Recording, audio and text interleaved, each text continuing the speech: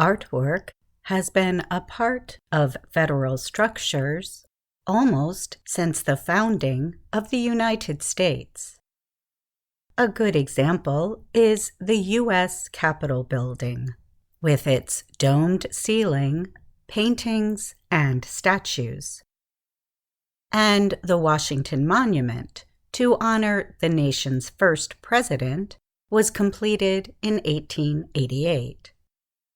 Jennifer Gibson is the director of the Center for Fine Arts at the General Services Administration, GSA, the agency that supervises federal buildings.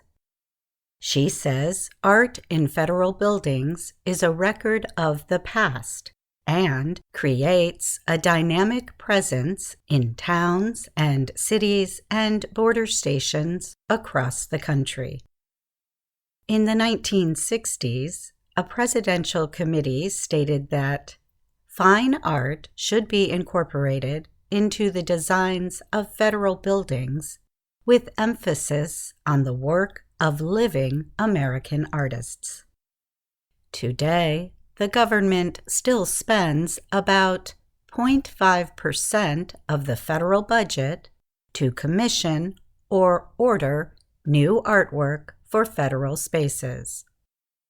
The commissions are decided by a group that includes the lead designer of the building, those who will occupy the space, community members, arts professionals, and the GSA. Artists are given details about the building project and asked to propose artwork they think is best for the space. New York artist James Carpenter created 2 artworks for federal buildings. They included a ceiling for a courtroom in Phoenix, Arizona, and a sculpture for another courthouse in Salt Lake City, Utah. Carpenter said, "My work is really about how to enhance or influence, in a very positive way, people's experience of spaces." For some artists, requests to provide art for federal buildings may not be related to making money. Artists can make commissions as much as $1 million from non-government artworks. The average commission for art in federal buildings is around $100,000. And the process can take several years, limiting an artist's ability to work on other art projects. Carpenter said the Salt Lake City project took a total of 12 years. They're looking at it as a way to participate in what's going on in the nation and to be part of its history, Gibson says. This is for the nation. This is permanent.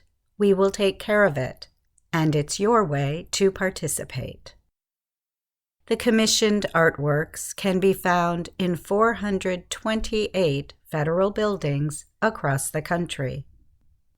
Overall, the GSA's fine art collection contains 26,712 works, including some that date back to the 1850s. Most of the artworks are paintings, sculptures, and photographs created in the 1930s. That was the time the government employed artists during the Great Depression. The collection belongs to the American people as a record of the history of American culture. I'm Katie Weaver. Artwork has been a part of federal structures almost since the founding of the United States.